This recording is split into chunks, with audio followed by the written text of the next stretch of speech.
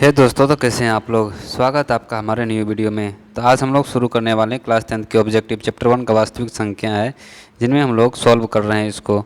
और इसको सॉल्व करते हुए हम लोग जो पहुंच चुके हैं अभी तक 70 नंबर पे पहुंच चुके हैं। जो देखिए आप जहाँ भी देखिएगा सब क्वेश्चन पूछा गया है। 2016, 15 सभी क्वेश्चन पूछा गया है। 2014, 16, 2016 में 2016 में 2016 में इस सभी तो क्वेश्चन पूछा गया। और हम लोग अभी तक पहुँच चुके हैं 2015 ये सभी क्वेश्चन पूछा गया 2014 में। और हम लोग पहुंच चुके हैं तो क्वेश्चन नंबर 70 पे।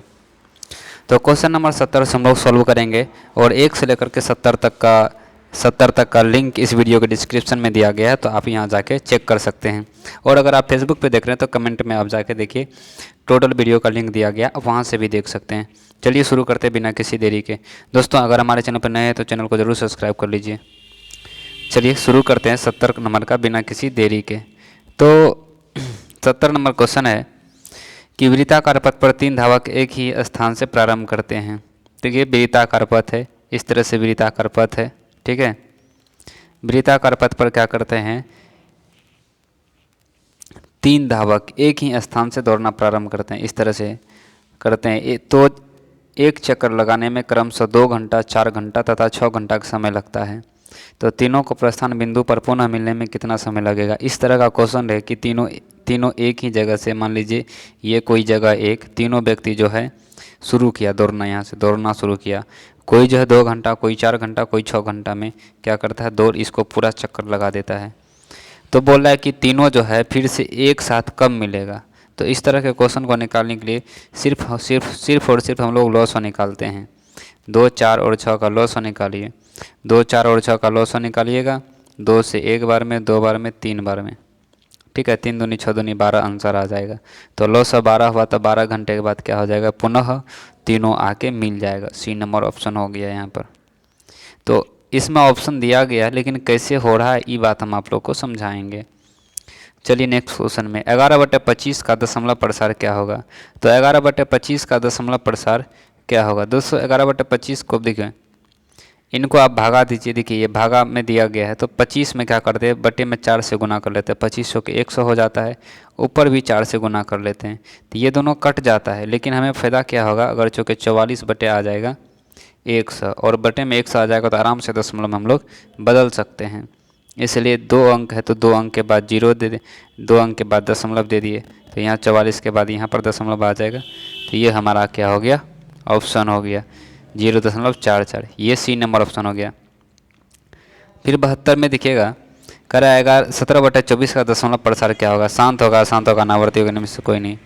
तो देखिए 17/24 है, 17/24 जो है 17/24 है, 17/24, 24 देखिए, अगर किसी संख्या के बटे में 2 का पावर कुछ भी आ जाए, यानी कि m 5, 6, 10 पावर कुछ भी रहे, या 5 का पावर m या n कुछ भी रहे, या इन दोनों का मल्टीप्लाई में रहे इसका हर में, तो ये क्या होगी, हमेशा शांत होगी। लेकिन यहाँ जो 17/24 दिया गया है हमें, ये दिया गया है 17/2 गुना 24 को कीजिएगा 2 गुना 2, 2 दूनी 4 और गुना 2 गुना 3। तो ये देखिए अर्थ या इस सब को गुना करेंगे तो 3 आता। लेकिन अगर ये 3 नहीं रहता यहाँ पर तो आ जाता ये शांत दशमलव। अगर ये 3 है, 3 से ऊपर बना कटने वाला भी नहीं है, तो ये क्या हो जाएगी, अशांत हो जाएगा। यानी कि 17/2 का पावर 3 गुना हो जाएगा 3। तो ये जो 3 एक्स्ट्रा वाला 3 है, यही अपना लोग का काम बिगाड़ रहा है। अगर ये 3 नहीं रहता तो ये शांत हो जाता, और ये 3 है यहाँ पर, तो ये क्या हो गया, अशांत हो गया। बी नंबर ऑप्शन हो गया हम लोग का। 73 में देखिए, निम्नलिखित में कौन अपरिमेय संख्या है। अपरिमेय संख्या कौन है, इनको चेक कीजिए। ये 64/36 है, तो 8/6 आएगा इसका आंसर। ये देखिए √81 है, तो इसका 9 आएगा। फिर देखिए 49/9 है, तो 7/9 आएगा। 49 का रूट 7 हो जाता, 7/9, तो यही ठो बच गया। और ये बच गया, तो ये क्या हो गई, अपरिमेय संख्या होगी। और ये अपरिमेय संख्या है, सी नंबर ऑप्शन। 1/3 डैश संख्या। 1/3 क्या है, तो देखिए ये बटे में लिखा हुआ है। जब भी कोई संख्या बटे में लिखल है, तो यानी कि P/Q। P/Q का मतलब ही होता है कि अगर वो संख्या बटे में लिखल है, बटे में लिखा हुआ है, तो वो परिमेय संख्या होगा।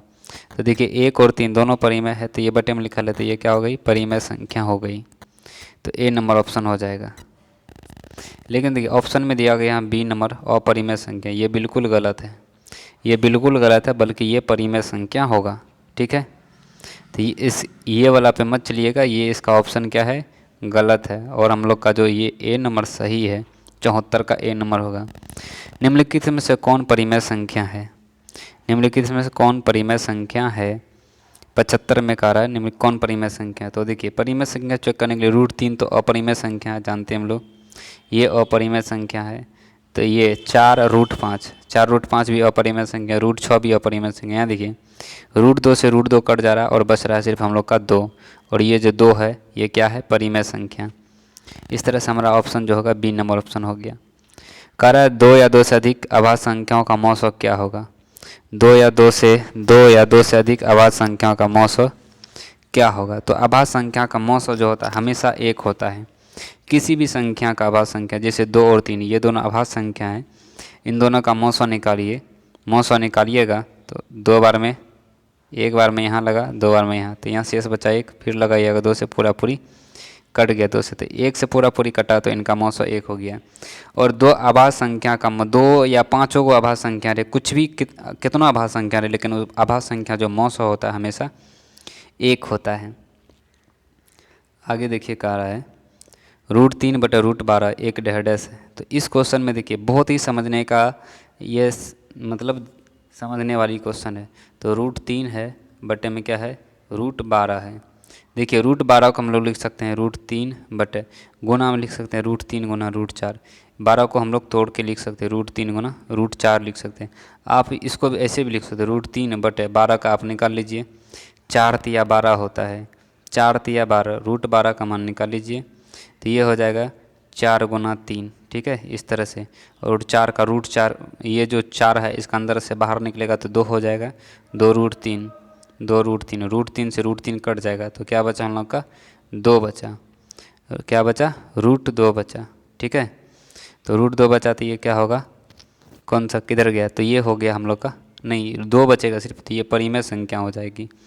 क्या हो जाएगी, परिमेय संख्या। 77 का ए नंबर हो गया। चलिए 78 में कर निम्नलिखित में कौन परिमेय संख्या नहीं है, परिमेय संख्या नहीं है। तो परिमेय संख्या नहीं है तो इसका मतलब अपरिमेय संख्या नहीं है, अपरिमेय संख्या नहीं, तो इसका मतलब क्या है, परिमेय संख्या है। तो चलिए परिमेय संख्या कौन है, इनको निकालने के लिए सबसे पहले हम लोग जो करेंगे, देखिए ये √7 ये तो अपरिमेय संख्या हम लोग जानते हैं, ये भी अपरिमेय संख्या है, ये भी अपरिमेय संख्या। अब डी नंबर में चलते हैं। डी नंबर का जो है 75 बटे है 48। 75 को आप क्या लिख सकते हैं, √75 को लिख सकते हैं 25 गुना 3, 25 गुना 3, 25 का होता है 5√3, तो इसको हम लोग लिख देंगे यहाँ 5√3 हो गया। और 48 को क्या लिख सकते हैं, 48 को लिख सकते हैं 8 6 के 4, 16 तिया 48, 16 गुना 3 लिख सकते हैं 48 को, तो 16 का क्या हो जाएगा, 4√3, तो ये क्या हो गया 4 बटे √3, √3 से √3 खत्म हो गया, और ये बच गया हम लोग का 5 बटे 4। इस तरह से हमारा जो ये आंसर होगा डी नंबर, ये क्या हो गई, परिमेय संख्या हो गई। अब कह रहा है 2 क्रमिक सम संख्या का HCF क्या होगा, 2 क्रमिक सम संख्या का HCF क्या होगा। क्रमिक सम संख्या, क्रमिक मतलब लगातार सम संख्या का, जैसे 2 है और 4 है, इनका जो लॉसो होगा, मौसो होगा, HCF का रहा है, तो मौसो जो होगा आप निकाल के देख लीजिए, तो इनका निकालिए 2 दूनी 4, इनका मौसो हमेशा 2 होगा। किसी का भी लीजिए 8 10 लीजिए, इन दोनों का ये क्रमिक है, मतलब एक के बाद एक सम संख्या चाहिए हमको, तो 8 से इनका कीजिए मौसो निकालिए, तो हमेशा 2 ही आएगा। एक बार में लगेगा 8, यहाँ बचाएगा हमारा 2, और 2 से कीजिए 4 दूनी 8, 2 से पूरी कट जाएगा, तो इसका मतलब इनका जो HCF निकला कितना निकला, 2 निकला। HCF निकला 2, बी नंबर ऑप्शन हो गया हम लोग का। चलिए कह रहा है किसी धनात्मक संख्या AB के लिए AB का मौसो गुना AB का लॉसो निम्न में से किसके बराबर है। तो देखिए लॉसो गुना मौसो, 2 संख्या का लॉसो गुना मौसो बराबर जो फार्मूला होता है, 2 संख्या का लॉसो यानी कि AB का मौसो और AB का लॉसो, यानी कि दोनों 2 संख्या का लॉसो गुना मौसो बराबर होता है दोनों संख्या का गुणनफल, यानी कि A गुना B हो जाएगा, दोनों संख्या का गुणनफल यही है। लॉसो गुना मौसो बराबर होता है 2 संख्या का गुणनफल। तो हमारा हो जाएगा सी नंबर ऑप्शन, ए गुना बी, यही गुणनफल है। अब अगले 81 में यूक्लिड विभाजन एल्गोरिथ्म में दो घनात्मक पूर्णांकों में से निम्न में से किसे परिकलित करने की तकनीकी है। यूक्लिड विभाजन एल्गोरिथ्म से हम लोग क्या निकालते हैं, तो यूक्लिड विभाजन एल्गोरिथ्म से हम लोग निकालते हैं मौसवा निकालते हैं। मौसवा निकालने की ये विधि होती है यूक्लिड विभाजन एल्गोरिथ्म में। मौसवा एचसीएफ निकालते हैं। कारा यदि भिन्न ए बटे बी में है, बी जो है 2 का पावर n 5 का पावर n के रूप में, तब क्या होगा। देखिए किसी भी संख्या के हर में अगर 2 का पावर n गुना 5 का पावर m है तो वो हमेशा शांत संख्या होता है। तो a बटे b है और b बराबर इतना दिया हुआ है, इसका मतलब ये क्या होगी, शांत संख्या हो। तो तब संख्या होगा, तब संख्या क्या होगा, b की जगह उसको रख देना है 2 का पावर n 5 का पावर m वाला है, ये वाला है, तो हो जाएगी बी नंबर संख्या, बी नंबर हो गया ऑप्शन के हिसाब से, बी नंबर हो गया। फिर कह रहा 83 में से इनमें से कौन सी संख्या अपरिमेय है। देखिए अपरिमेय संख्या रूट 9 का मान 3 होता है, रूट 25 का 5 होता है, इसका 7 होता है, इसका मतलब ये कौन है, बी नंबर, यानी कि रूट 20 जो है क्या है, अपरिमेय संख्या है। इसके बाद कह रहा 84 नंबर में 1 2 इतना इतना क्या है, तो ये हमेशा अपरिमेय संख्या होगा, क्योंकि निश्चित नहीं दिया गया, डॉट डॉट डॉट देख रहे हैं दिया गया है, एक दो बढ़िए रहा है, एक बढ़िए रहा है, कहाँ तक जाएगा कोई निश्चित नहीं, तो ये क्या होगी, अपरिमेय संख्या है। देखिए यहाँ पर एक है, यहाँ पर 2 को 2 बढ़ गया, यहाँ पर फिर 3 को 3 बढ़ गया, यहाँ पर 4 को 3 बढ़ गया, इस तरह से बढ़ता है, तो ये संख्या क्या होती है, अपरिमेय संख्या होती है। तो बी नंबर ऑप्शन हो गया। फिर कह रहा 85 में संख्या 25 और 50 एचसीएफ और एलसीएम का गुणनफल क्या होगा। 25 और 50 के एचसीएफ का गुणनफल क्या होता है। तो देखिए एचसीएफ दो संख्या का गुणनफल बराबर होता है लॉस गुना मौजा, यानी कि इन दोनों का एचसीएफ और एलसीएम, तो इन दोनों का एचसीएफ एलसीएम का गुणनफल पूछ रहा है हमें, तो इन्हीं दोनों को गुना कर देंगे तो वो भी इसी के बराबर होगा। तो एचसीएफ गुना एलसीएम बराबर हो जाएगा क्या, दो संख्या का गुणनफल, यानी कि 25 गुना 50, 25 गुना 50 कीजिएगा तो 1250 आएगा। बी नंबर ऑप्शन हो गया हम लोग का। कराम निम्नलिखित में से कौन पाई बटे 2 क्या है। पाई बटे 2 क्या है, पाई अगर अपरिमेय संख्या है तो पाई बटे 2 भी क्या होगी, अपरिमेय संख्या होगी। फिर कह रहा 87 नंबर में निम्न में से कौन सी परिमेय संख्या है। परिमेय संख्या पूछ रहा है हमें, तो परिमेय संख्या ये देखिए, ये 49 का 7 और 64 का 8, तो यही यहाँ पर आ गया परिमेय संख्या बटे में 7 बटे 8, तो यही परिमेय संख्या हो गया। ठीक है, बाद बाकी कोई परिमेय संख्या नहीं है। कह रहा 1440 में 2 का अधिकतम घात होगा। 2 का अधिकतम घात कितना होगा, इसको निकालने के लिए आप क्या कीजिए, 1440 का इस तरह से गुणनखंड कीजिए। गुणनखंड कीजिएगा 2 से, 7 दूनी 14 आएगा, 20 दूनी 40 आएगा, फिर कीजिएगा 2 से, 36 दूना 72 आएगा, 360, फिर 2 से कीजिएगा 18 दूनी 36 आएगा, 180 आएगा। ठीक है, फिर आप यहाँ 2 से कीजिएगा 9 दूनी 18, 90 आएगा, फिर 90 में यहाँ कीजिए, 90 में 2 से दीजिएगा तो 45 आएगा। अब नहीं लगेगा तो कै को 2 आया, 1 को 2, 2 को 2, 3 को 2, 4 को 2, 5 को 2 आया, तो अधिकतम घात जो होगा कितना होगा, 2 का अधिकतम घात 5 होगा। देखिए इसको लिख सकते हैं 2 का पावर 5 गुना 45 लिख सकते हैं। 45 को कीजिएगा तो 9 गुना 5 आएगा, यानी कि 2 का पावर में नहीं आता है कुछ, तो 2 का अधिकतम घात कितना आया, 5 आया। तो हमारा आंसर हो जाएगा क्या, 2 का अधिकतम घात 5 आ गया। करा 3√3 है, इसमें से 3√3 क्या है, 3√3 जो है एक अपरिमेय संख्या है। क्या है, अपरिमेय संख्या है 3√3। चलिए 90 नंबर में वास्तविक संख्या मूल रूप से कितने प्रकार के होते हैं। तो वास्तविक संख्या मूल रूप से 2 प्रकार के होते हैं, एक होता है परिमेय संख्या। वास्तविक संख्या मूल रूप से 2 प्रकार के होते हैं, एक होता है परिमेय संख्या, एक होता है अपरिमेय संख्या। आप लोग सुने होंगे कि परिमेय और अपरिमेय संख्या के समूह को वास्तविक संख्या कहते हैं। तो परिमेय और परिमेय, इसलिए वास्तविक संख्या मूल रूप से कितने प्रकार के होते हैं, 2 प्रकार के। ए नंबर ऑप्शन हो गया। 2√3 क्या है, ये अपरिमेय संख्या है।